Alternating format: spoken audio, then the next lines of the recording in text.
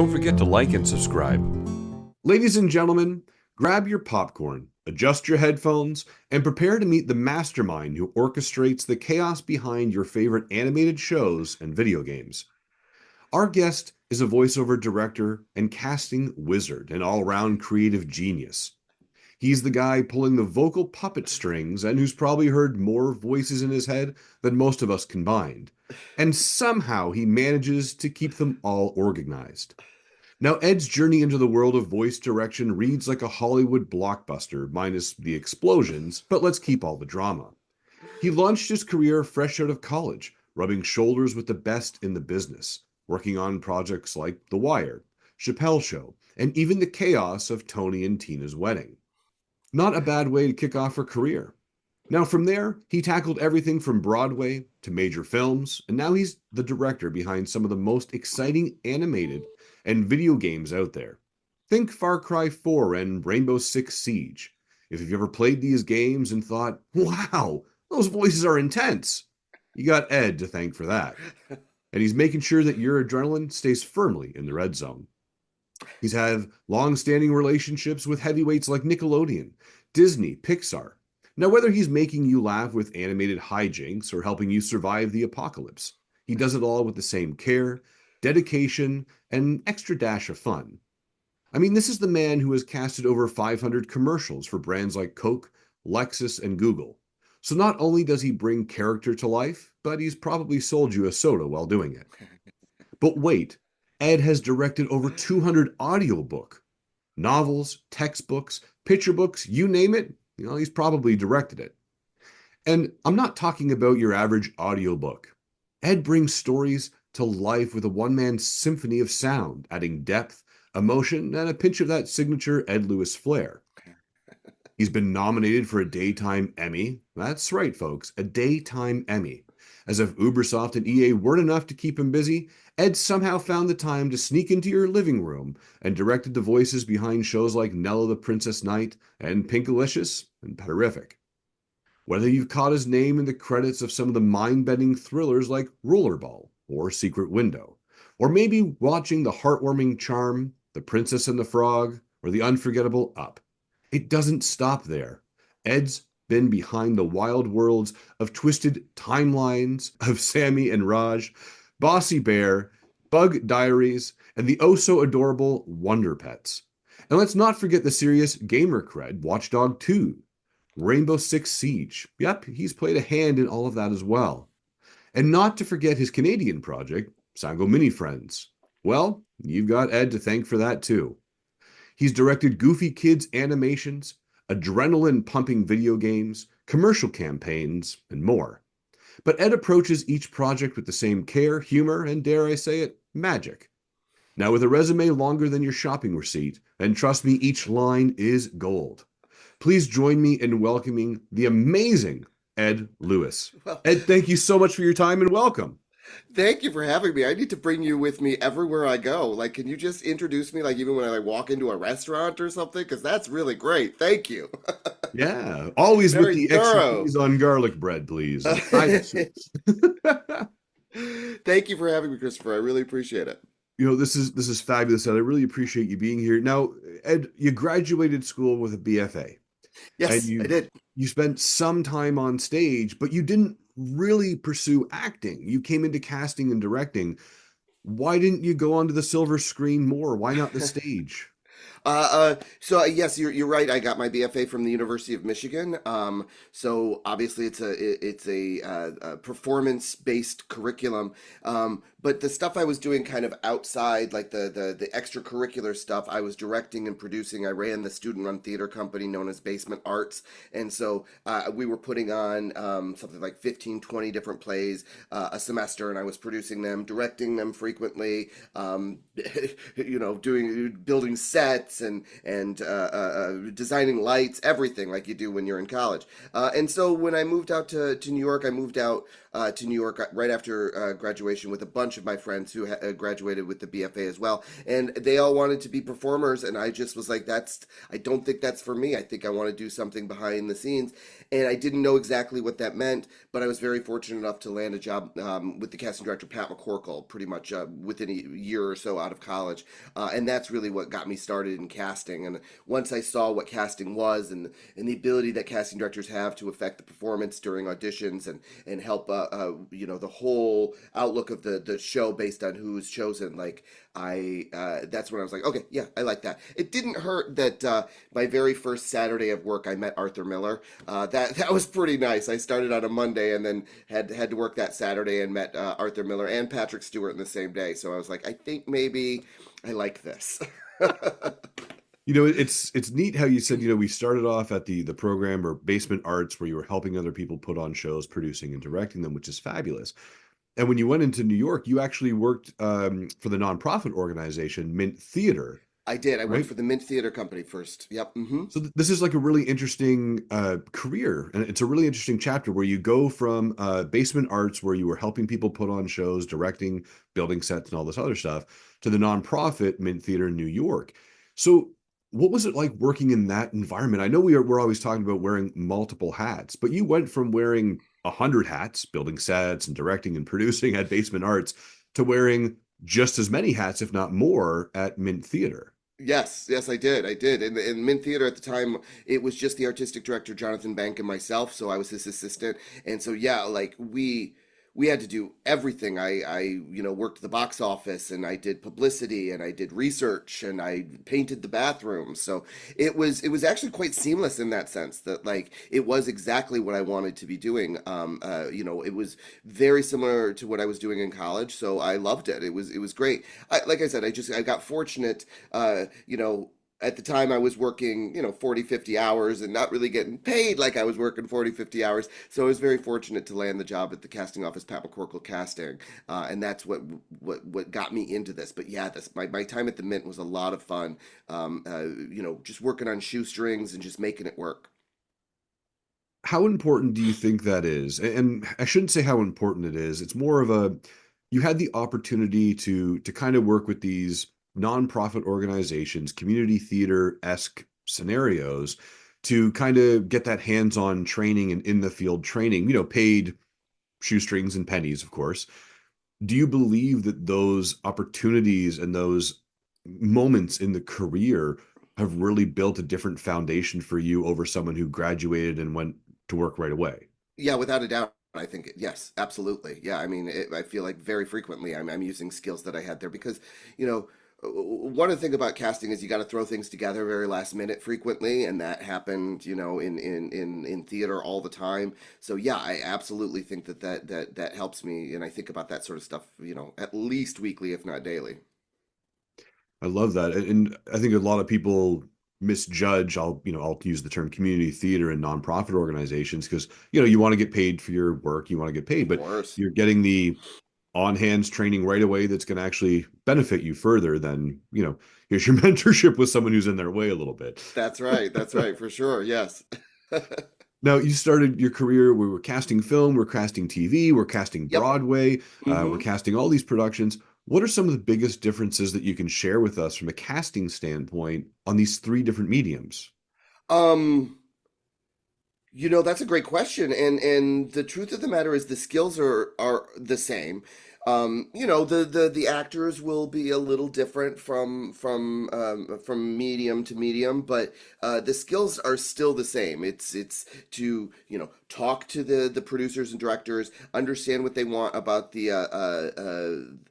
characters, and then be able to communicate that to agents and actors using vocabulary that the agents and actors are used to, so that then that gives the best performance. So, I'd say the biggest difference between a film, theater, and TV is how much time.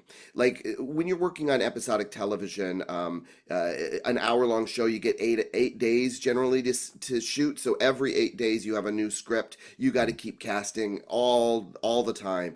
A film can last many, many, many months. You mentioned Rollerball, which I worked for Pat McCorkle. She was the casting director, and I was casting associate on that project. And that went on for close to a year. That shoot went on. So that a film can do that. An episodic television show is just going to keep churning, and you're just going to have to keep finding more new characters.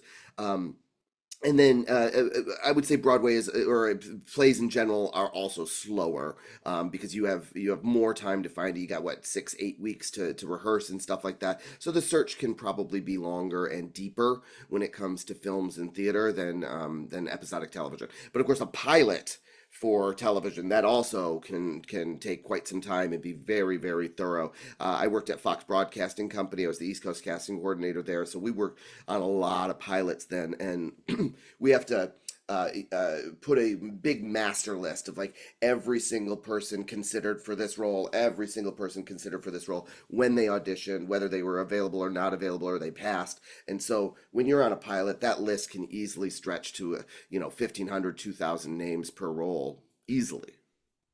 Now, you had mentioned your time at Fox with the broadcasting and looking at pilots. So, have has there been a pilot that you got to see or be a part of and just kind of looked at and said, why did that not take off? And just kind of surprised that some haven't made it? Yeah, absolutely. I mean, when it comes to my directing, because I did kind of switch over from being an associate for film and television to switching over to voiceover, like right around in 2008, 2009-ish. And a lot of the shows that I've worked with animation wise, like for instance, Bossy Bear, the most recent one that I did for Nickelodeon, I thought was just an amazing show, and it really spoke to kids in a way that I hadn't seen, both with humor and talking about, difficult situations and emotions and how to handle them. So that was the one in my head. I was like, this one's going to go. The kids are going to love this. And unfortunately, just with the uh, everything changing in the world at Paramount and everything, it just kind of slipped through the cracks, and it won't be going on further, which is pretty disappointing to me for sure. Now, when you talk about Bossy Bear, and we'll go to Bug Diaries and even the twisted timeline of Sammy and Raj, what's and you talked about directing kids, which is Yeah. really neat. Uh-huh. What's the most fun part of your job when you're directing kids animation? Oh, the way that look, this is a job. We have to get things done in a certain amount of time, and there are certain standards, and you have to worry about the technical side of things. But for me, once I'm able to kind of let that child actor not think about any of that stuff and just play behind the mic, that's when things get really good. Like the young actor who played Bossy Bear, his name is Jaden Ham, just a wonderful kid. And while I super enjoyed, working on the lines with him and making him a better actor and so on, the best times when we were just like on hold waiting, and we were talking about Marvel, because he's a big Marvel nerd and I'm a big Marvel nerd. So, whenever we had a moment, he'd be like, "Did you see the new movie? What did you think?" And so, I it is very satisfying to me, and I enjoy the actual human relationship that I end up having with these kids. And it's, I am a big dork, so the fact that like I get along with kids well, I like it. It's wonderful. And there are many kids that I've worked with. You mentioned Nella the Princess Knight. That was a young woman by the name of Akira Goltz, who's now at NYU doing just amazingly in the film program. So like I get this sense of pride that like, Mhm. now she's taking maybe 1% of what I told her and taking that into her life as an adult, and I love that. So I love to see them blossom as artists as well. Now, when you're sitting there as Ed Lewis, the director, and we have kids, adults, anybody who's coming through there, and then we talk about, like, let's say some of these emotionally changing or emotionally charged scenes, and you're saying, hey, Nell and the Princess Knight, she's now off, and she's taken that 1% of what she retained with you. How do you guide actors, all ranges? And I would love to stay with the kids because I think it's probably more fun. But how do you guide them through emotionally charged and action heavy scenes or emotionally charged scenes?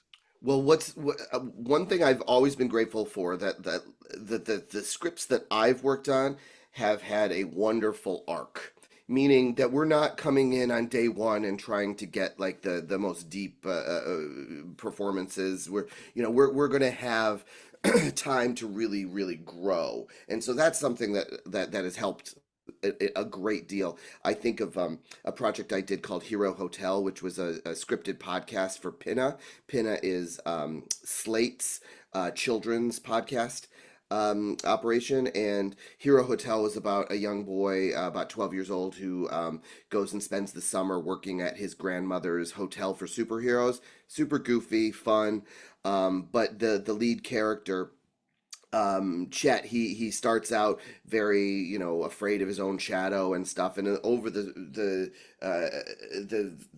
process of the next 2 seasons, he finds more about finds his voice, and he's able to like stand up for himself, and so at the end he finally does and stands up to the big bad guy who's kind of Lex Luthor-esque and saves the day, and he basically saves the day because he is able to stand up for himself, which then is standing up for all of his friends.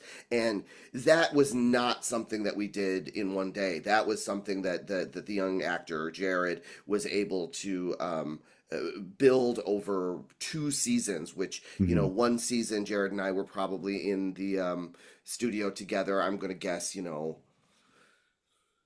80 hours. So then another 80 for the second season. Like, that's how much like Jared and I had worked for it. And I remember when he read the big monologue of him finally standing up to the big bad guy, I think we did it in one take. I think I set him up. I told him like everything that, I reminded him of everything that had happened before, and I stayed out of his way, and we were done after one take, and it was one of the best experiences I've had. Now, when we talk about this comfort when you're with, your actors in the booth and whatnot, and this is what I'm really hearing is this emotional comfort and trust with you.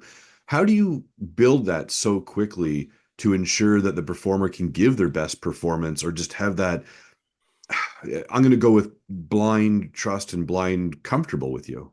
Well, part of it happens before the session even begins. Like, it used to be, you didn't have to worry about the studio, like because you'd be sending an actor to a professional studio where they have really good headphones and they have an excellent microphone and they have a good environment, and you don't really have to worry about a lot of the issues. But now, since so many people are working from home, we absolutely have to consider that. So part of that is to make sure that like what they have in their home studio is not only is it going to be good enough for broadcast quality, but also is it going to allow them to comfortably give a performance. And especially children are incredibly susceptible. Like the thing that comes to my mind is headphone level, like the volume in your actual headphones.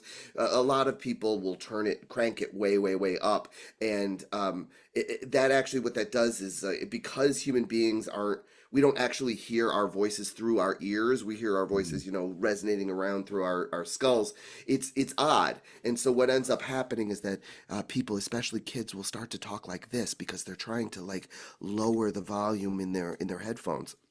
And so to ensure that the settings are correctly so that we don't have to worry about that, I think that that's something that engenders trust between me and the actor. But I also think I try not to walk in there with all the answers. Like, yes, I know what the producer wants. I know the general arc of where we need to get to, and it's my responsibility to know all about that. But there are 100,000 little tiny choices within there that the actor is very free to make, and I want to encourage them to make it, and I want them to play, because you just never know what's going to come out, and then the next thing you know is like, oh my God! Not only that was that so great, we're going to write a whole episode about that little ad lib he did, and so on and so forth. So I try not to be, or I try to be open to as many ideas as possible and not have a set idea of like, this is how this line must be read. This is how this line must be read.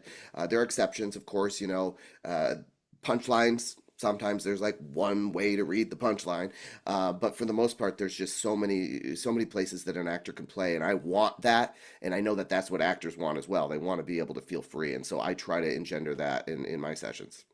So now, as you mentioned, I mean, you can almost audition from anywhere in the world now, Yeah, cell phone, yeah. recording booth, whatever you have.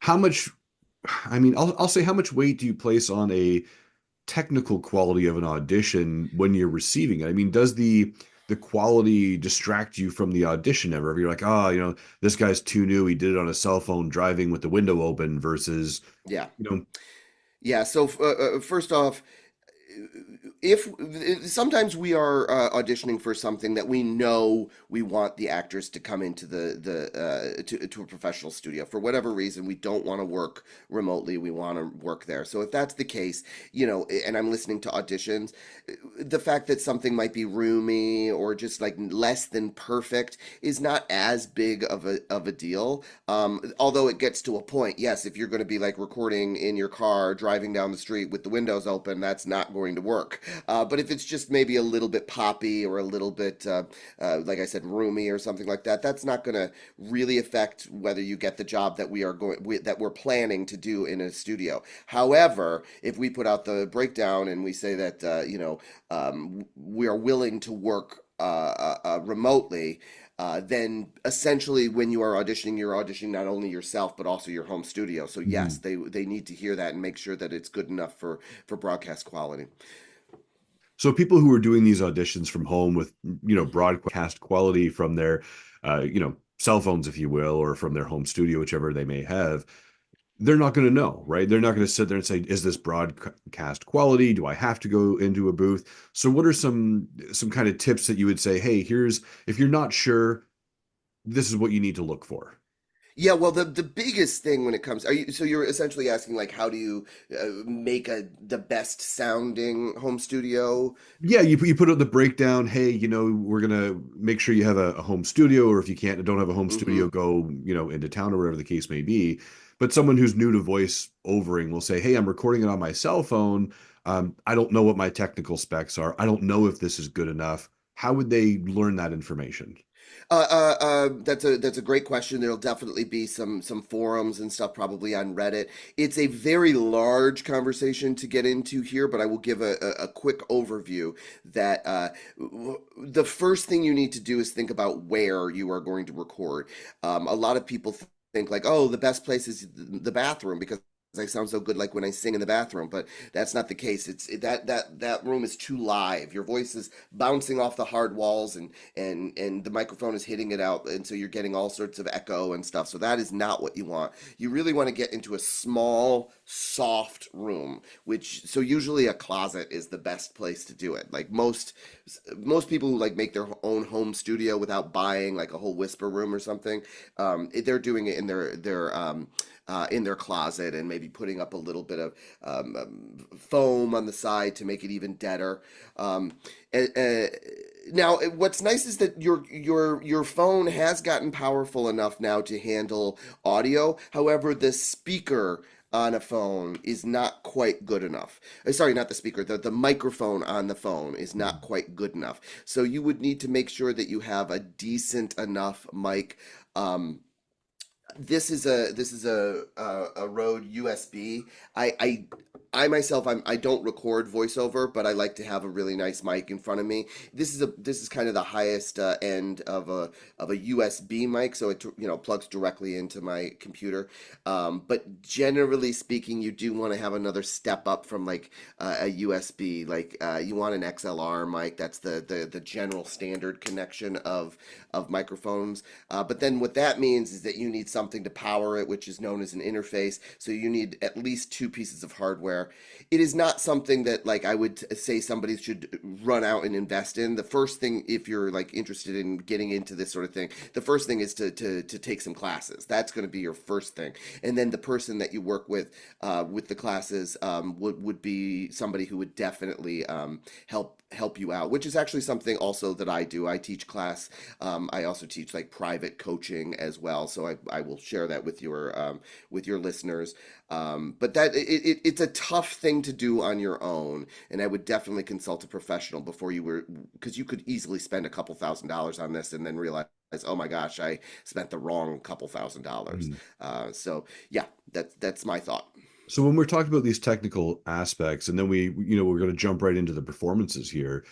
In your experience and everything that you've done, do you still see the same, I'll say the same common mistakes actors and voice artists are making during our auditions that you're just like, no, you're too green, you're instantly knocked out, you need more lessons, you need more stage time, you need more anything else. Have you been noticing that there's still these common themes for you? Yeah, for sure. Yes. I mean, the biggest thing is that I think a lot of the time people think if you're auditioning for a cartoon, it's all about the voice and you've got to come up with a really goofy voice. And that's not the case. Like, I'd say you did mention Sago Mini Friends, which is Hmm. a show that I worked on that was actually cast out of Toronto, and we produced it out of Toronto with Spin Master. They wanted us. That we actually had an edict that they wanted the kids to be going out and doing all of these voices, like on the playground and stuff. So Sago Mini Friends was full of really arch, goofy, crazy, wonderful voices. So that for me is the exception. Pretty Hmm. much everything else I have done, it's not like a big Mel Blanc type voice. And so like when I put out an audition, like let's say it's just like the dad down the street or something like that, yeah, I'll get a lot of auditions that decide to put like a really, really, really big voice on it. And truth is, I just want to hear your voice. You know, that's kind of the way things are in animation. There are obviously exceptions galore, but for the most part, animation voices tend to be quite real nowadays. It's And neat so that you that said that. yes, go Like, ahead, sir. well, no, it's just a neat piece that you've said where, historically someone may have said, hey, we need this goofy voice for an animated boat or a talking Hmm. duck. Hmm. And what you're saying is actually what we want to do is we want to hear you. We want to hear Yes. natural you. We'll make it goofy later, but can you bring the person to life as opposed to just the voice? Yes, absolutely. And that's why somebody like Kristen Shaw is so successful in animation. She's not really putting on a voice. That's who she is. Then on top of that, she happens to be a very funny woman and a very good actor. So that's what works for her. It's not that like she's putting on huge voices. Like it's kind of her over and over again, and that's a good thing in my opinion. Now, when you're hearing these auditions come through, and this is, kind of leads me right into the next one, and you kind of sort of already touched on it, is that you send out your breakdown. This is what we're looking for, the dad down the street, and someone comes in and gives you two takes. One is the dad on the street, which is them, and the second one is Mickey Mouse in the basement for some reason. And what the actor's trying to do is convey a range to you. Yeah. Do you think that that makes any sense? Like, hey, listen, I've asked you for two takes. Just give me you. Give me two variations of you. I don't need to hear, the imitated dog or boat over here. And but actors are still making that just, hey, I want to show Ed Lewis range. Yes, very honestly, wonderful question. It's something that I deal with when I'm doing private coaching, and then when I'm doing my classes. It's something we talk about all the time. So as I mentioned, I went to the University of Michigan. I was always taught that if you're going to do a piece three times, you're going to want to really change it up because you want to show the person who's listening to you like your entire range. That's what you want to do. And so when you do three takes, you're going to do take A, take M, and then take omega to show something it's like so different it's not even a letter. So that's what I was taught, and that when all of my time working with film, television, and theater, that tends to be the case. But in animation, they from my experience, not only am I a casting director, but I did have 3 years as a talent agent as well. So I was able to see things from that perspective as well. And what I learned in that perspective is that very frequently they don't want you to do something that's night and day. If you're Mhm. going to do two takes, they shouldn't be like, as you mentioned, the dad down the street and then Mickey Mouse in the basement. It should be the dad down the street a little bit scared, and then the next one should be maybe he's more scared. So we're not changing the character, we're not Mhm. changing really much about the intention of the scene, but we can raise our stakes, we can change it up, like who he's talking to, what the relationship, the status is between him and the person that he's talking to. There's a lot of things we could do with a second take, but frequently when it comes to animation, you'll see it says send one take only. Yeah. There is agents sometimes will send me 4 or 5 takes, and they'll choose the best and send it on. but very frequently it says send one take. And when I was an agent, I literally had feedback from a producer one time where I said, why did so and so not get the role? Well, she did really well. We liked the first one, but the second one was very different, and we just didn't know which one she was. And I Oh. get frustrated because it's like she's an actor. She's both of them. That's the whole point of acting. But in animation, sometimes it's just they when you are auditioning for film, television, and theater, there is a sort of an implied process in the sense that like it's not done yet. Like for instance, I was always taught like always hold your script even if you're off book because it kind of communicates to the auditioner like I'm not done yet. I want to Mhm. build this character and this performance with you over the next 6-8 weeks or whatever.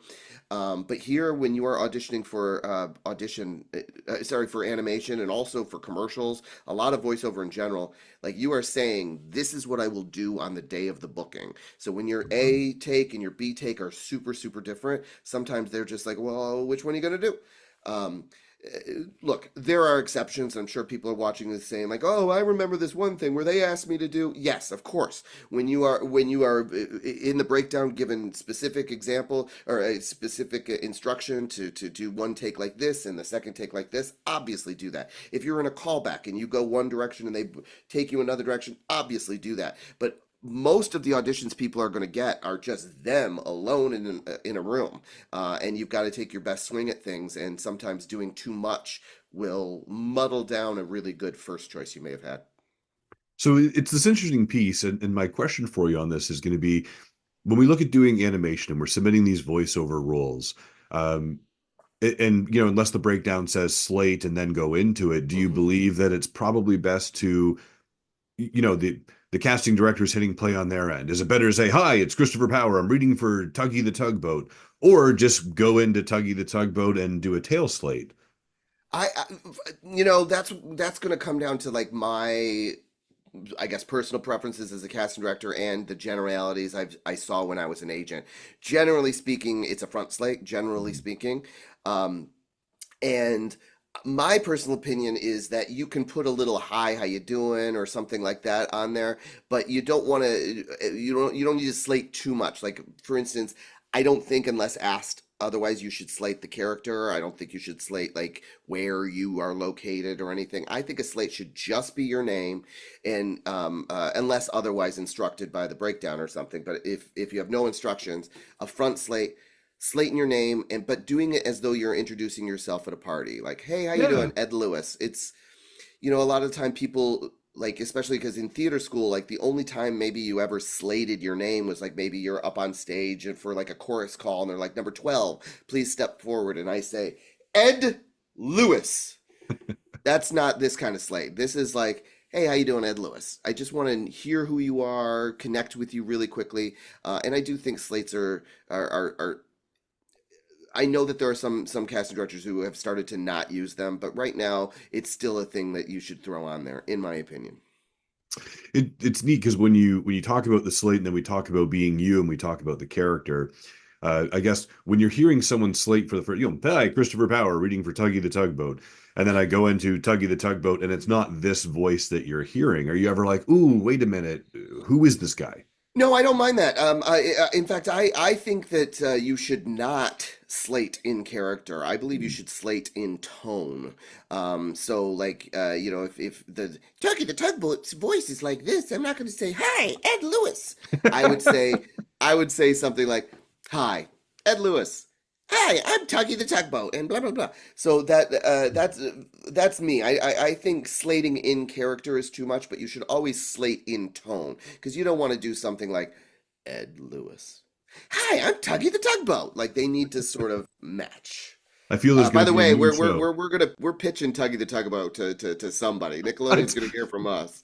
just hearing this right now. I love it already. We can talk about emotions and waves. So Nice.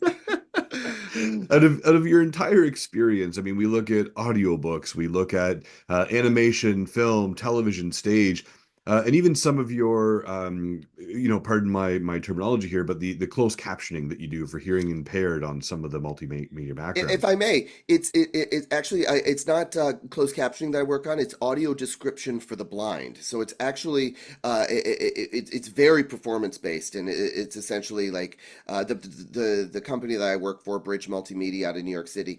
They have a grant from the Department of Education, so Mm. they do educational programming, and so it would be something like Christopher enters, Christopher trips over the sofa, and Oh. so you describe what's happening on screen for the blind viewer, and you try to do it, you try to experience everything for the first time, so it's not just like narrating what's happening. It's as though somebody's sitting down on the seat and, oh, look at that.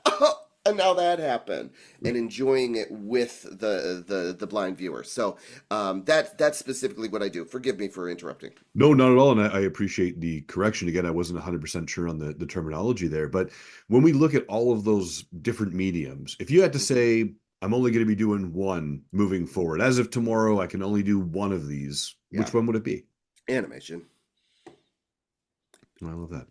I love the process, and as I mentioned before, or you probably you did a little bit. Like a lot of my video games, as much I love them, obviously, Rainbow Six Siege, Far Cry 4, and Far Cry 5, Watch Dogs 2, lots of really big, wonderful titles, and I worked on them. Got to know these actors really well, enjoyed it, all of that. But there is another special thing working with kids. I really enjoy it, and as I mentioned before, I'm now at the point where I can see them get older. Like you mentioned, Wonder Pets, the young woman who played Linny on the Wonder Pets, she's now, an adult woman out of college, working professionally in the music business. So, it's really great to see people see those kids blossom. And um, you know, maybe when I was a younger man, I might have been like, oh, I don't like kids. Oh, kids are gross. But now I'm like, no, I love working with kids. I really enjoy it. I have five nieces of my own, so I enjoy spending time with the kids, and teach them also about acting and stuff, which is what I was doing when I was their age. I was learning about acting, and I loved that sort of stuff. So it's nice to kind of do that again. Makes me feel young. Now, Ed, when you're not in the director's chair, what are some of your hobbies or passions, or even shows that you like to binge in your downtime that may help your creative influence? Oh, oh, you're gonna get me in trouble here. I'll start with the easy, which is like my pastime, which is cooking. I enjoy cooking a great deal. My wife actually recently bought me a wok for the first time, so I have been doing all sorts of wok cooking, and I absolutely love it. So that's what I do for fun. TV shows, I do business wise. I go out of my way to watch at least a little bit, try to get to an episode of every animated show. Hmm. So I definitely do that. And then also try to watch some of the network shows as well. And then my wife and I really enjoy some of the big scripted shows. However, I have always been a very big fan of stupid, terrible reality television shows. My argument has always been like, there's no actors in them. So like when I sometimes I just want to turn off and not watch actors. So my wife and I are huge fans of the 90 Day Fiance universe, which is absolutely ridiculous. But yeah, if yes, that's what we also enjoy Big Brother here in the U.S., which I heard Big Brother Canada just got canceled, which is terrible news for all of the nation of Canada. Sure, yeah. That's one way to put it. Absolutely. Big Brother Canada got canceled. Sorry, everyone out there, you'll have to watch 90 Day Fiance instead. Yes, if you want something even trashier. Yeah. Uh, and Ed, if someone said to you, what's something that people tend to misunderstand about you the most, what do you think that would be? um, uh, I'd say it's a tough question, and my mind goes to business wise, and I'm sort of repeating myself, but whenever people hear what I do for a living, that I work in voices, like if I'm just at a party with some friends, or maybe just chatting with somebody at the airport or something like that, inevitably they do a goofy voice for me, and they want to be, oh, is this gonna make it? I think I could do this, and like that is not what this job is in the least. It's about good actors, and allowing good actors to bring their talent to animation, or video games or whatever the case may be. But definitely that people have a misconception that this is all about like how many goofy voices you can And what's something that scares you? do. It's good. Uh, I'll be frank. Like whenever I start a new project, those first couple of sessions, it's tough. Even if like I'm 100% understanding like what I'm getting from the producers, and it is still it's a high pressure situation frequently, and very frequently the actor is also, their stress is high because they want to do a good job and not get fired and all this stuff. So those first couple of sessions are usually quite difficult, and they intimidate me. But all I can do is trust that that I've communicated well with my producers, and that when I'm in the room with the actors, I'm as open and present as I can possibly be, and that's all I can do to trust it. But yeah, the beginnings of processes tend to be hard, especially until we get our legs under us, and then things tend to fly really easily. Well, I love that. And Ed, what's something that makes you smile? uh Really good food for one. But if we'll switch it back to professionally, uh, I love watching actors succeed. As I mentioned before, I do private coaching. Have taught as well. So in addition to all of the stuff that I do during the day, I kind of think of the the coaching and everything as like adjunct to that. I have a I really have been doing that since like 2012, and to watch some of those actors go from like struggling to pay their bills, waiting tables, to like, investing more money than perhaps they should have in the demo and the process, the educational process, to now making, full time as a voiceover artist, making, six figures. Like that's wonderful. And then to have a child also grow artistically, and as I mentioned, Akira Gold, who was Nella the Princess Knight, to see that she uses on a daily basis some of the stuff she and I talked about when she was 9 and 11 and stuff like that. That makes me happy for sure. And Ed, where can people learn more about you? What's your website? What are your socials? Yeah, so it's pretty easy. I'm at edlewisdirector.com, and my email address, if you're looking for inquiries about casting, or if you are yourself an actor and kind of curious about maybe some private coaching or the classes and stuff, it's ed@edlewisdirector.com. Lewis is Lewis, so ed@edlewisdirector.com. And I do take a few coaching students every few weeks, because generally speaking, people tend to move on and they're like, okay, I'm feeling good. I don't need to do this as often. Maybe they'll check in every couple of months and so on and so forth. So I tend to have a few slots available for coaching as well. So if that's what your viewers are interested in, ed@edlewisdirector.com. And Ed, I have time for one last question for you today. And Great. thank you so much for being on with Coffee with Thank you for Chris. having me. It's been fun.